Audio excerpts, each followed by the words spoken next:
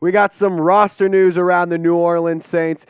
The Saints are expected to sign Kareem Hunt, the running back, and linebacker Anthony Barr. This is not an official signing yet. News has not broken yet around any contract details or anything like that. The Saints are just expected, pending they pass their physicals and they can get the financials worked out. So this coming in from Dianna Russini, so we're going to break it down, tell you some of my thoughts, my analysis, and how that fits with the team. But before we get into that, let me know, which player are you more excited about potentially signing? So we got Kareem Hunt, type KH. We got Anthony Barr, type AB. Let me know in the comment section because I know I'm pretty pumped to see both of these players. I think that Anthony Barr is a player that fits a position in need a little bit more than Kareem Hunt. However, I think they're both interesting signings, so let me know in the comment section. So why it makes sense for me, I think that it makes a lot of sense because you have Alvin Kamara suspended for the first 3 games of the 2023 season, and Eno Benjamin, he was recently placed on IR. So he had an Achilles injury. It stinks. You see the depth chart now, and Jamaal Williams, I think he can hold it down. Kendre Miller, I think he is a stud of a football player. And whenever he starts getting reps, I think that he's going to be a guy that can do a lot. And at the end of the day, Kareem Hunt fills that position in need. Ellis Merriweather kind of does a little bit of your running back as well. But do you really trust him to take NFL snaps right off the rip? I don't necessarily think so. So that's why Kareem Hunt fits that position in need for me. And in terms of the production, you can see 123 carries, 468 yards, 210 receiving yards, but in terms of rushing yards per carry, 3.8. He had 4 total touchdowns in 2022. And a number I like on that screen, it's not the stats and the production, it's 17 games played. He's healthy, he stuck around, and he was able to play in every game. So welcome to New Orleans, Kareem Hunt. He was the 2017 rushing leader.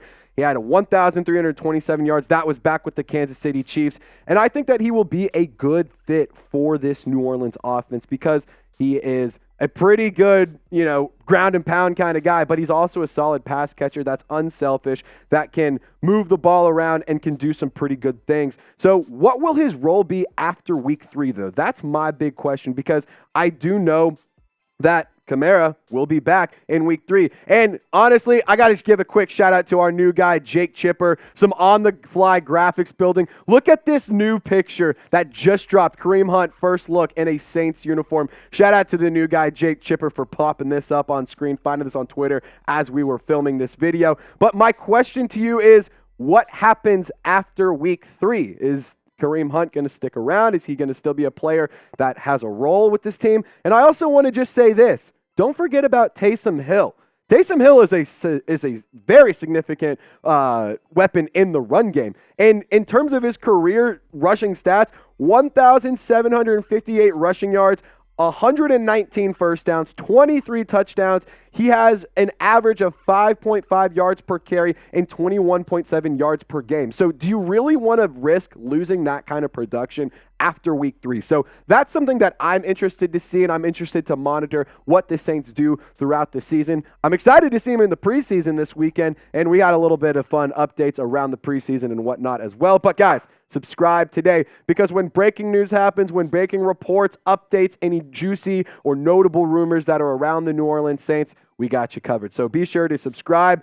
Who Dat Nation, don't let me down. Lock us in and hit that big red button. And if that's not a good enough reason, I got another one because we will be live on Sunday for watch parties. That's right, ladies and gentlemen. Football is back. So join me. We're going to have live play-by-play, some super chat giveaways. We're going to have the drinks flowing, beads throwing around. It's going to be a blast. So join me while the Saints take on the Kansas City Chiefs in preseason week 1. We'll be live about 30 minutes before the game, so around 11:30 Central Time. Turn on your notifications. That way you don't miss out. All right, so we got a little fun little thing. We're calling it Barbin Street. Get it? It's pretty bad. I know it's pretty bad. So the number 9 overall pick in the 2014 NFL draft, Anthony Barr out of UCLA. He is expected to sign with the New Orleans Saints as well. And he is a good fit because you had to place Andrew Dowell on injured reserve due to that torn ACL. Now, Anthony Barr, he is a very smart and athletic and versatile player. We had producer Seeps on the show yesterday, who is a Vikings fan, and got to see a lot of Anthony Barr for a handful of years. And just to kind of recap what producer Seeps said, he said that he wished that Minnesota would have used him more as an edge rusher, but he can stop the run. He's pretty solid at that. You can have him drop back in coverage. He lost his step a little bit, but he's still a good veteran player who's played a lot of meaningful games and has seen a lot of meaningful football. But in terms of Andrew Dowell, as we know, he was placed on the injured reserve due to that torn ACL. He was starting to show a little bit of pop, and he was showing some promise at training camp, but season-ending injury, so that's a very unfortunate news for him, just to kind of recap on that. And then Demario Davis, we also touched on this news yesterday. He is dealing with a calf injury. Dennis Allen doesn't expect it to be anything major. He doesn't expect it to be a long-term problem for Davis. However, still worth noting, still worth mentioning, and that's why the Saints felt the need to go and address the need at linebacker and go and sign Anthony Barr. But guys, we got some more updates. I'm going to show you the updated depth chart and whatnot, but I want to tell you guys about our sportsbook partner, BetUS. Football season's back, so join me and the rest of the degenerates here at Chat Sports by betting on the NFL preseason. I know we've been missing football that much. I love to sports gamble. I love to throw some bets down on the NFL, and I'm going to be doing it at chatsports.com/bet using promo code CHAT125.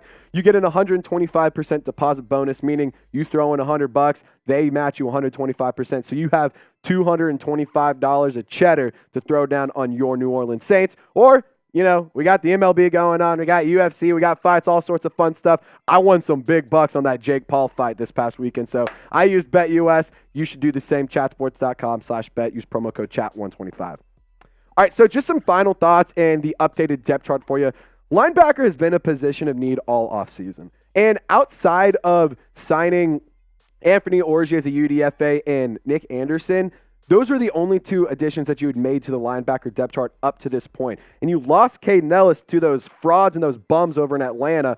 I hate to say it, but Caden Ellis was one of my favorite players to watch last year, and I hate that I have to root against him. But this is how the depth chart looks now. Anthony Barr, like I said, he can play kind of anywhere. So I just had him replace Andrew Dowell on the depth chart. We'll see how things shake out through the rest of training camp and through preseason and see where his fit is. But maybe he could challenge Zach Bond, because Bond has never really panned out as that third-round pick out of Wisconsin that the Saints were really had high hopes from. Pete Werner, if he can stay healthy, that's his biggest question mark around him. Demario Davis, we know what he can do if he is on the field. So Anthony Barr adds some depth to a younger in terms of deep depth, but a little bit of a banged up linebacker group. And the production for Barr, it's nothing crazy. It's not going to jump out at screen on you, but 58 tackles, 2 tackles for loss, 1 sack, 1 pass breakup with the Dallas Cowboys last year. So, you know, Anthony Barr is a player that, like I said, fills a position in need. Saints hadn't done anything to address that position in need, and I honestly am very happy with the signing. But guys, do you think that the Saints need to make any more roster moves? Are they done here, or do they need to go and add another player? Do they need to go add a wide receiver? Do they need to go and get another offensive lineman? You should let me know in the comment sections. If you think so, shout a player out and let me know who you think the Saints should go and sign. If you think that they're good and the roster's fine, type in for no in the comment section. As always, thank you guys for joining us today, no matter where you are or how you're tuned in. Y'all stay golden. We'll catch you next time.